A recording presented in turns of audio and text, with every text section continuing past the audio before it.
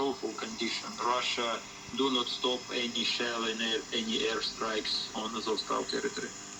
The Deputy Mayor of Mariupol.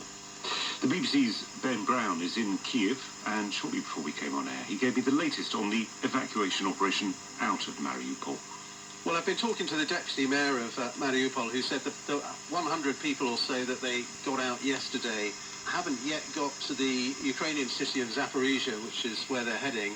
So it's not quite clear when they will get there. And it's also not clear when anybody else is going to be evacuated from the Azovstal steelworks, because there was this two-day ceasefire, but that ceasefire's ended now. The Russians resumed their bombardment. And I know there are some pretty intensive negotiations, very delicate negotiations underway, still involving Ukraine and Russia and the United Nations and the Red Cross. But so far, the evacuation operation is stalled. So although they've got 100 people out, that's it. We know there are hundreds more civilians who are trapped beneath that steelworks, and they're in a pretty desperate condition. Women and children running out of food, running out of water, running out of medical supplies.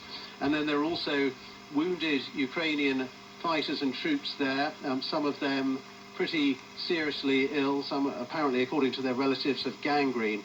So it is a desperate situation there, and at the moment, as I say, the evacuation operation seems to have stopped. I mean, you mentioned the Azovstal steelworks. I know that it transformed from this industrial plant into this military target as far as the Russians are concerned. You've been able to gain a special insight into that. Tell me about who you've been speaking to. Yeah, we've been talking to the Director General of the plant, that's Enver Skitishvili, and he was just explaining that this is a vast iron and steel works. It was built in 1930, and in the Soviet era, they built bunkers underneath it, especially in the 1970s, and it ended